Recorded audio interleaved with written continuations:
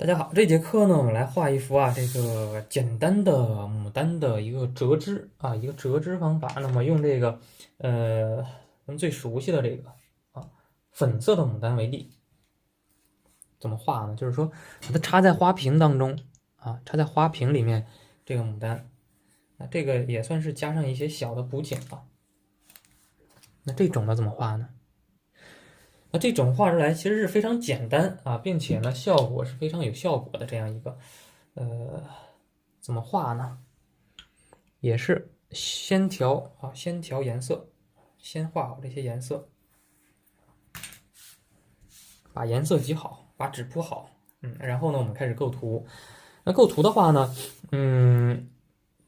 折枝的带花瓶的这种牡丹怎么画呢？咱们可以先选择一个花瓶的位置比方说像这个地方画一个小花瓶，或者这个地方画一个小花瓶，然后呢上面画牡丹，牡丹的话呢不需要太多，有那么一两只就可以。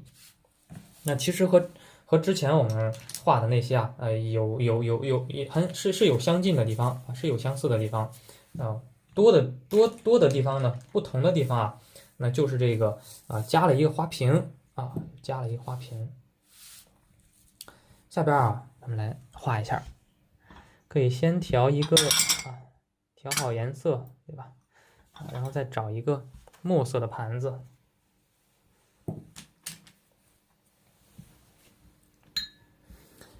这个时候呢，其实大家会发现我上课大部分用的是新颜色、新墨。其实呢，在真实的画的时候，大家如果说画的很熟练了，对不对？当你们去尝试着去创作呀，去画的时候，大家可以尝试一下素墨素墨画画是可以出现一定的效果的，是可以出现一定的效果的。它会残渣很多它会残渣很多，但是呢，它出现的一些效果是不一样的。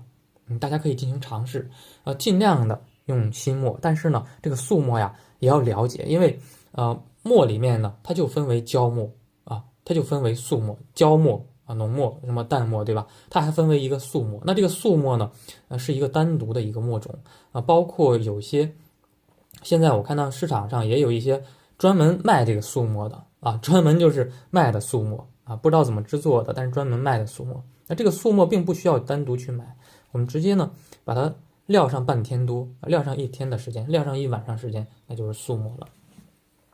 那咱们来尝试一下素墨画画它不会晕得很开因为它残渣太多，所以说它不会晕得很开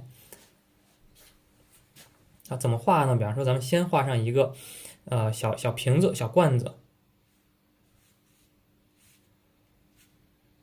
画一个大口的呢还是小口的呢？画上一个小罐子。我画小罐子我就画的不太喜欢画特别中正的，有时候我刻意的画一个随形的肚子稍微大一点，这边肚子呢稍微小一点画这种比较随形一点的，这样画出来更有感觉像陶罐的感觉，像瓷，又像陶又像瓷，然后不规矩的形状，也是在其实为什么这样画呢？也是在寻找一个画面当中的变化。然后来分割，那分割怎么分割呢？分割的时候周围的靠近瓶口的要小一点，然后呢靠近周围的也要略小一点，靠近中间的这些，对吧？中间的这些是最大的是最大的。这个也体现了一个什么呢？就是说近大远小，对吧？中间的大一点靠近边缘的呢，它是转过去的呀它转过去之后给我们的视觉感受这些地方就要小一点当然也是遵循我们一个视觉感受去画的，当然也不要刻意的去遵循，只知道这个规律，大部分去遵循就可以了。你像这个地方，我刻意把它画的大了一点，对吧？我没有画的很小，你像这边就画的很小，这边呢我刻意画的大了一点。那这些其实都是我们个人的画的时候根据我们的感受去画就行没有必要说程式化的东西不要太程式化。要学习方法，学习规律要摒弃那种特别程式化的摒弃那种特别程式化的东西。下边我们就开始画这个粉牡丹啊，粉牡丹其实我相信大家都已经可以画的很好了。调一个太白，调一个曙红啊，可以吸一吸。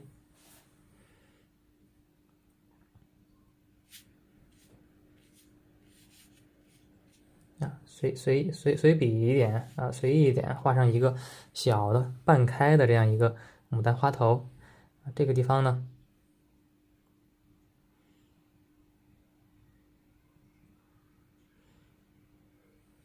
这个地方我们可以画上2个。这个地方我们可以画一个更侧一点的。这个地方画上一个小的牡丹花苞啊，先把它的反面的给它画好。反面画好之后呢，定好形状啊，定好形状之后呢，我们开始画正面的花瓣。正面花瓣牡丹红，调胭脂，对不对？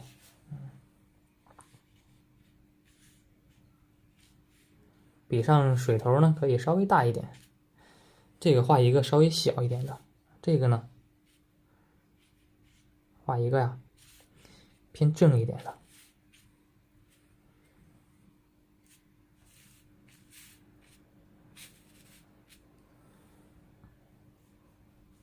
画的时候真的就是了解结构特点之后，对吧？画的时候呢就不要太拘谨了啊，就稍微自然一点才可以。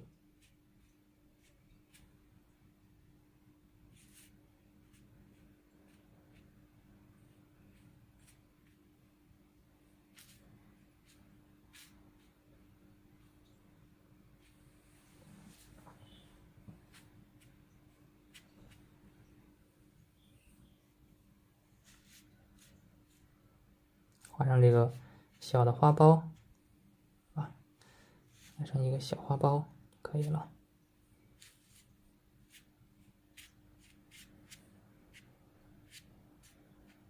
蹭上一些干的笔触啊，大家会发现，其实有时候那我画画啊，点花蕊之前和点花蕊之后区别非常大，对不对？点上花蕊之后，瞬间这个花啊就精神了。点花蕊之前呢，还感觉好像还是糊涂的状态。那这个大家画的时候啊，也会出现这些问题，包括画一些其他的花卉也是一样啊。当你没画完的时候啊，写意花卉，当你没有画完的时候，你一定不要放弃啊，一定要把它完成。完成之后呢，你再去看它。这个其实我觉得挺像人生经历的啊，就是有时候我们自己呢默默的去努力，对吧？开始的时候呢，我们是稳扎稳打，然后这样一点一点走，一点一点走出来。开始可能并不很出彩，然后呢，当积累到一定程度，那只需要这么一点，就像挖钻石一样，那好多小故事都在讲这个道理，是吗？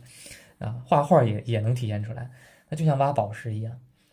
好多同学画着画着呀，刚画成一半然后就没有信心了，就不画了，就感觉哎呀这张画画废了，我就要撕掉，我就重新画，千万不要这样，一定要把一幅画完成，把一幅作品完成它，然后完成之后你再看它，不要半途而废啊！画画一定不要半途而废，尤其是写意画。那写意画因为靠的是一个大的感觉大的感受不要总画一半啊。因为有的同学我发现就是画一半感觉不好看，我就换一张纸再重新画，千万不要这样，把它画完。画完之后呢，如果说感觉还不够好，还不够好，那你也不要撕掉，也不要丢掉，你给它调整一下呀，你给它调整一下，你看看可不可以把它修改的更好呢？所有的事情一开始都不会像我们预想的那样完美，所以说呢，所有的事情我们都需要去这个，都要去做出努力去改变它。认为不好，那你就去改变。画画也是一样，当画完之后，对吧？感觉不够好看，那么你根据你的画面效果，你去调整它，你去改它，感觉是不是能改到改不了为止，就是说已经啊，哎呀，我已经尽力了啊，已经尽到最大努力了，尽到最大努力去调整了啊，就到那个状态，然后呢，你下次再画才能进步啊，不要一直半途而废。好，下面我们画一个叶子，叶子的话呢，叶子其实有这个前面叶子可以重一点啊，前面叶子呢也可以浅一点，比方说我们前面叶子画一个浅一点的颜色啊，藤黄加花青，调一个草绿。调一个草绿，然后呢，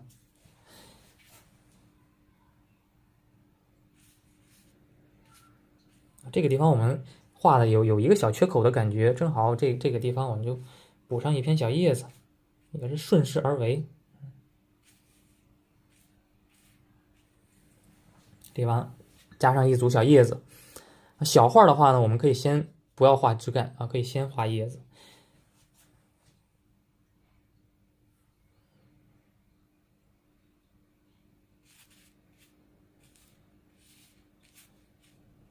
先画上它这个三叉九顶的小结构啊，包括这个地方可以加一下它的小花托，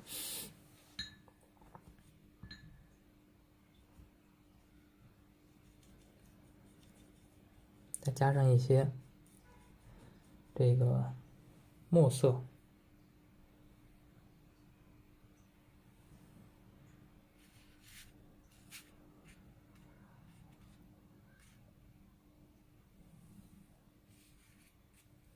加上一些墨色，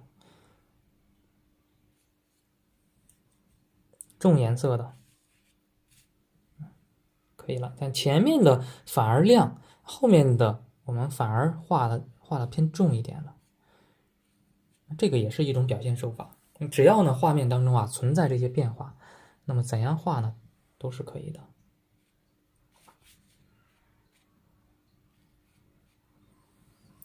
之后呢画上它的连接上至少要长上去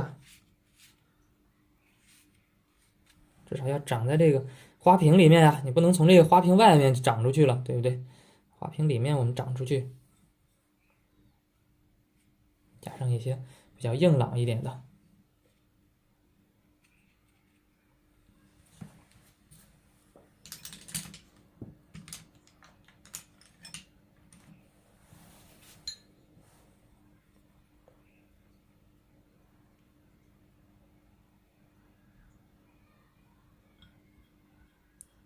点上一些点上它的叶脉，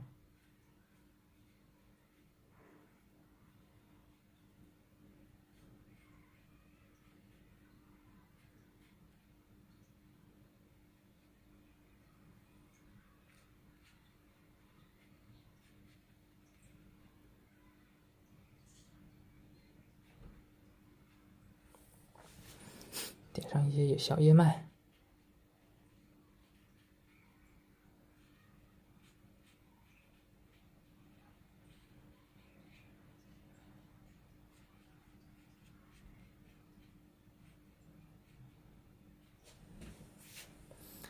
那这样的话，一幅小花就画完了，简单吗？是不是挺简单的加上一个小花瓶，瞬间感觉好像还变得简单了。那有时候画画就是这样，找对方法，找对思路，然后呢可以以简单的这种手法，然后呢刻画出比较复杂的效果。那这个小花瓶怎么办呢？小花瓶我们可以用一个赭石色，加上一点墨或者直接用赭石都行，复勾它一下。小花瓶现在太白了，太白怎么办呢？用赭石，淡淡的赭石色，我们给它加上一层，复勾它一下。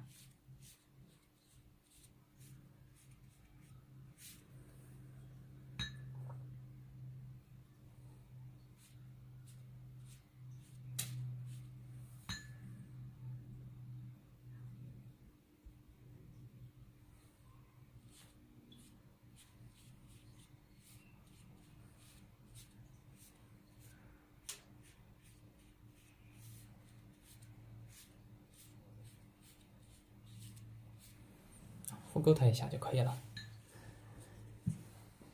这些地方呢，可以用干笔，很简单的擦一擦。那等干了之后，像这些笔触是非常非常浅的会非常浅。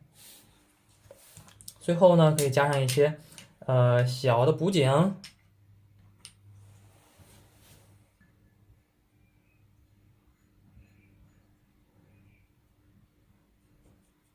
还以这个小草为例吧，加上几笔就可以了，不要加的太多不加都没事其实。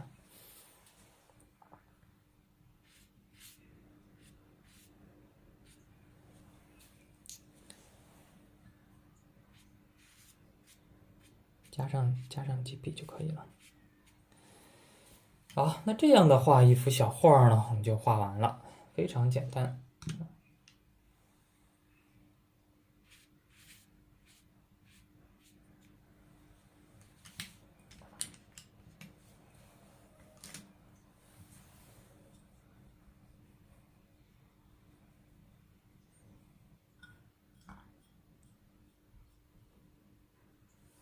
那这个素墨呀，为什么好多老师不太喜欢用？因为这个素墨它装裱的时候它会晕开不好的素墨呢，它会晕开。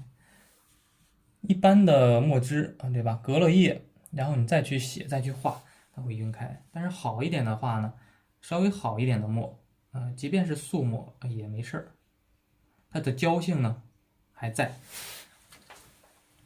那么也是可以的。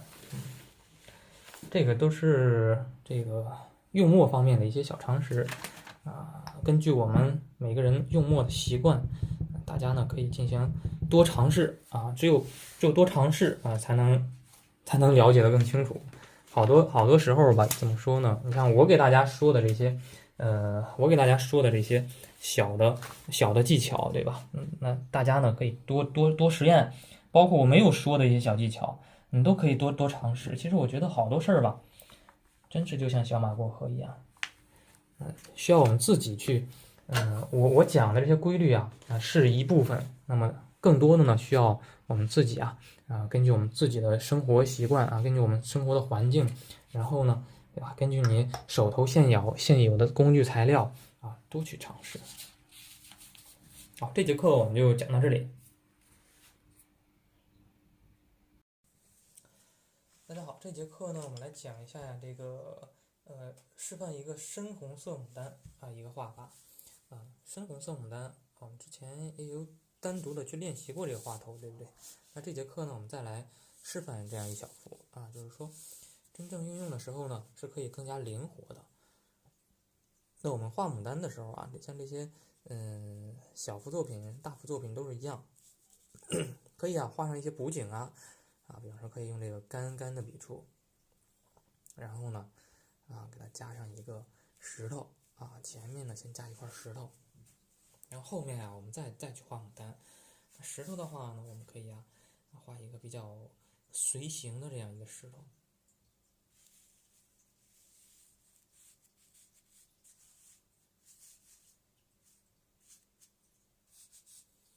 那当然，这个石头的画法呢，是有很多种的。石头的画法是有挺多种，但是呢，石头的画法的规律是不变的。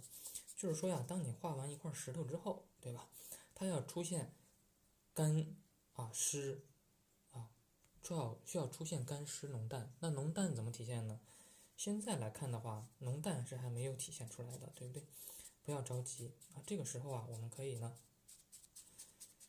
在这基础上去添加上一些浓的墨色，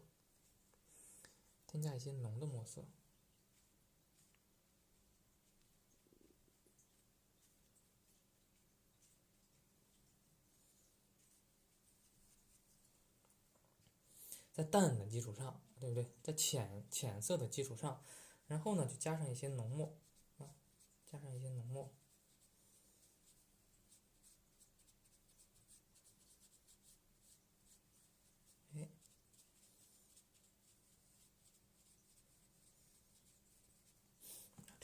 这样去画很简单的就可以画出这块石头的变化出现了，对不对？啊。当然，你像石头啊，也需要单独的去练的啊。具体的一些石头的画法是有很多种的啊。那么我们画的这个石头，我就给大家讲一下这个石头。那这边是比较直一点的线条我画的，那这边呢画的线条的时候啊，就曲一点，那一直一曲啊，一细一粗啊，一细一粗，哎，画面啊就产生了变化，上面比较亮，下面呢比较暗啊，上面比较啊空白比较多，下面呢空白比较少啊，这个地方湿润，这些地方呢干燥，当一块石头它具备这些特点之后啊，这个石头呢就好看了啊，就自然而然的就很自然啊。为什么自然呢？因为它变化丰富，就像大自然一样，大自然当中的这些花卉啊，这些石头啊，这些物象，对不对？那它也是一样，都是存在着变化的。如果说我们画的太规矩，那它画出来的作品呢，一定不够自然啊，一定不够生动。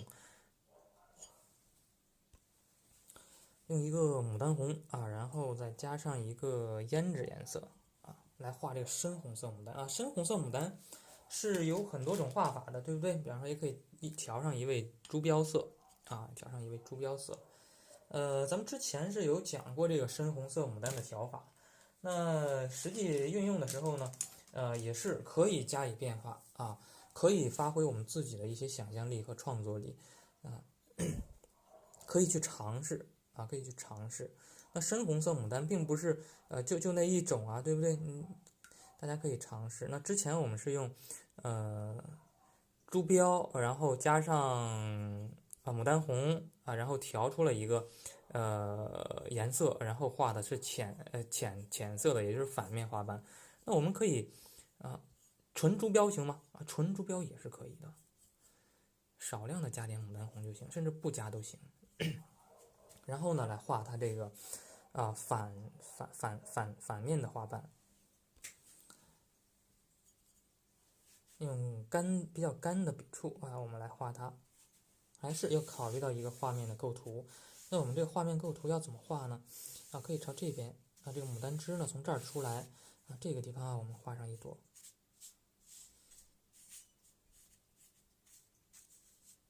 对吧？画的时候呢，用干笔触去画啊，自然的留出一些空白出来。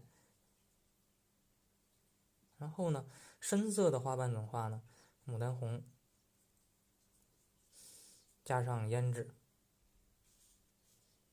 那这个我们可以画一个偏侧一点的啊，很侧一点的。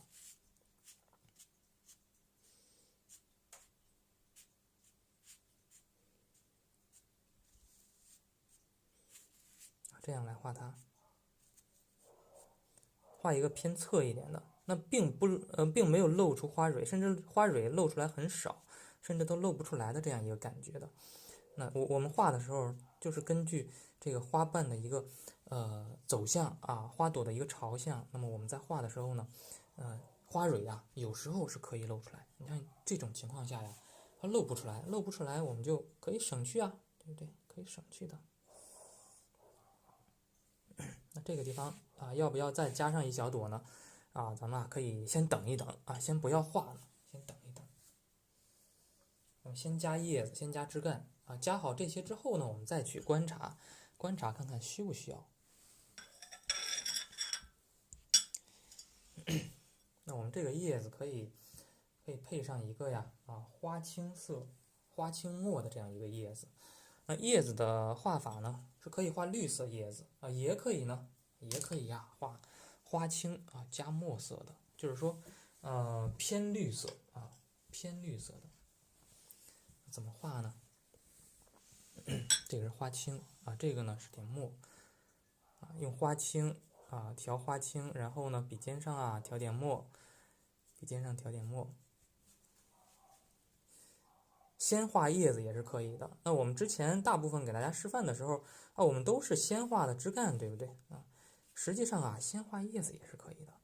就是这个呀，是要根据大家的一个绘画习惯啊，就是说，哎，我这个平常啊，那我觉得先画叶子更能把控住这个画面的一个聚散，那你就先画叶子如果说你想着先把这个大的一个走势给它表现出来，那么呢你就先画枝干。还是那个问题，就是说我讲的这些好多都是方法性规律性，然后那这些方法性和规律性呢是可以根据我们个人的一些经验个人的一些绘画的一些经历也好经验也好感受也罢，对不对可以简单的进行调整的，并不是一成不变的。真正的规律就是变在变中，在变化之中得来的，对吧？这个牡丹枝干从后面穿过去了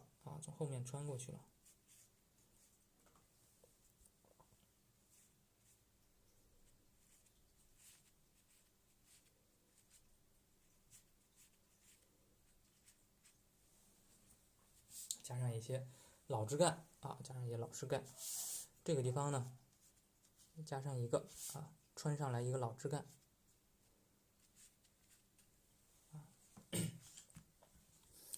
这个时候我们发现画面当中确实是需要加上一些小的花苞，像这些地方呢我们也是不用去加盛开的加上一些小的花苞就可以了，因为画面尺寸不是很大，那这样的情况下呢我们加上一个小的花苞就可以。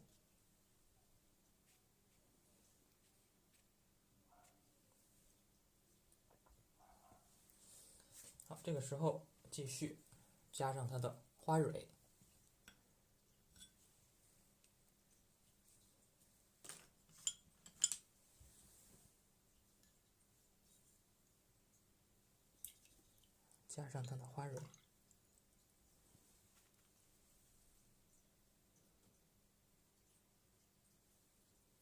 它的花蕊是露不出什么来的，只能露出来一点非常侧的这样一个状态，就加上这么几个花蕊就行了加上一点点花蕊就行。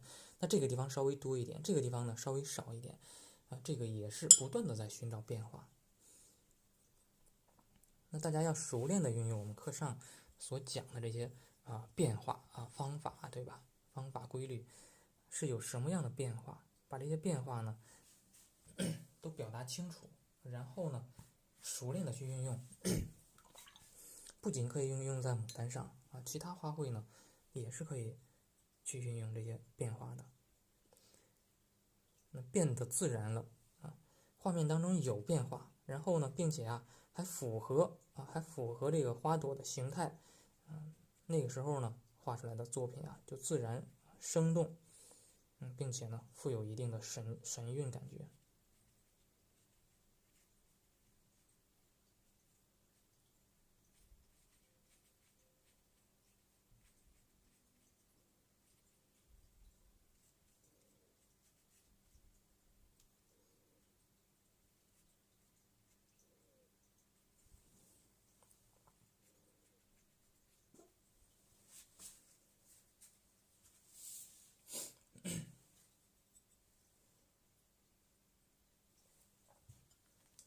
好，那这个时候呢我们可以再在这个基础上去加上一些补景我们加什么补景呢？我们可以加一个很浓的墨色去画。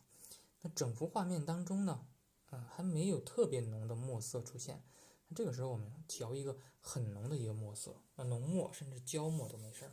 那我们画什么呢？画一个小竹枝小竹枝从这儿长过来，一个小竹枝长过来，小竹枝加在这个地方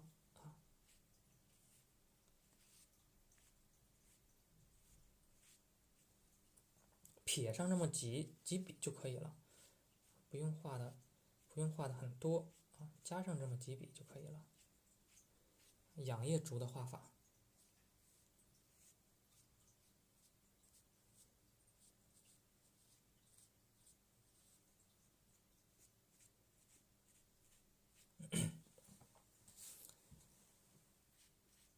这个也是在加它的补景，后面呢也可以加上一点。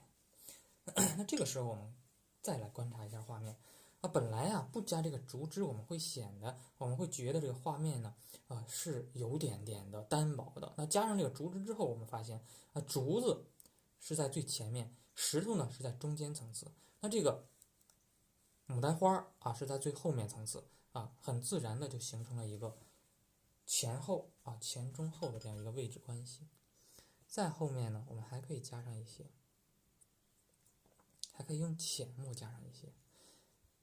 不用淡墨，淡墨加什么呢？淡墨我们可以加上一些小小草小草的小叶子穿插一下。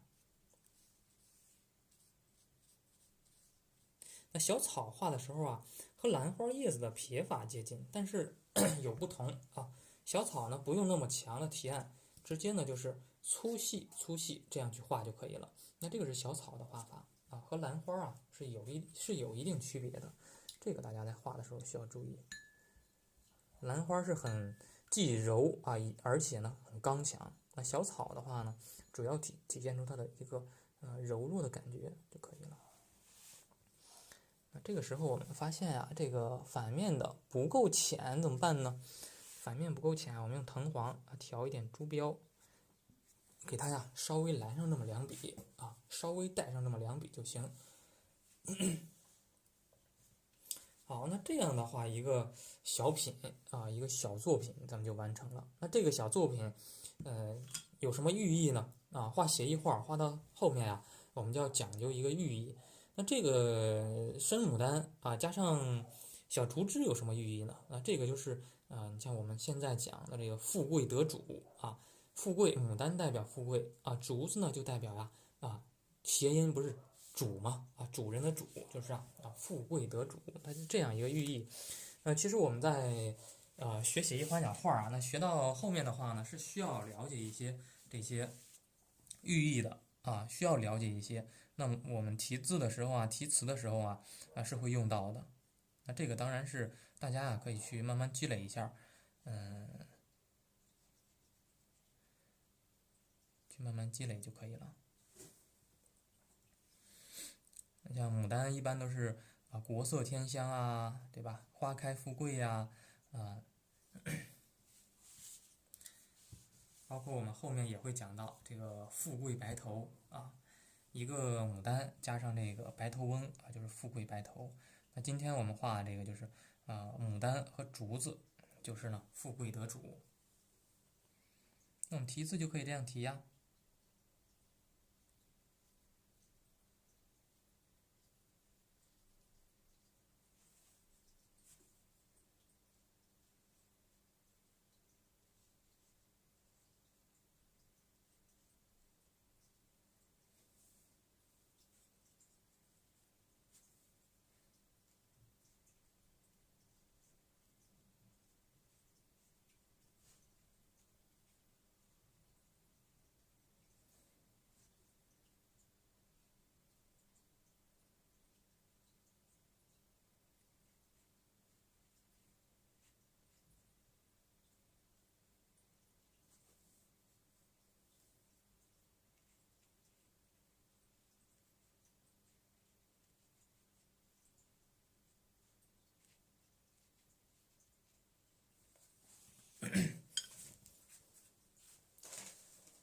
然后这个我是用了本名没有提一德，为什么呢？因为这个地方有一个德，然后提上本来这个款就不是很长然后还有重复的字的话呢，就会显得这个不好看2个重复的字就不好看所以说我就提上本名孙乾作就可以了。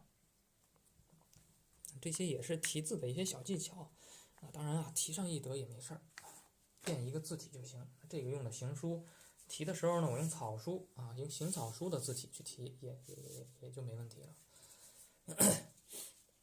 好，这个深牡丹呢我们就给大家示范到这儿这个大家就是多练嘛，我其实就是给大家对吧，讲了这些技法，讲了这些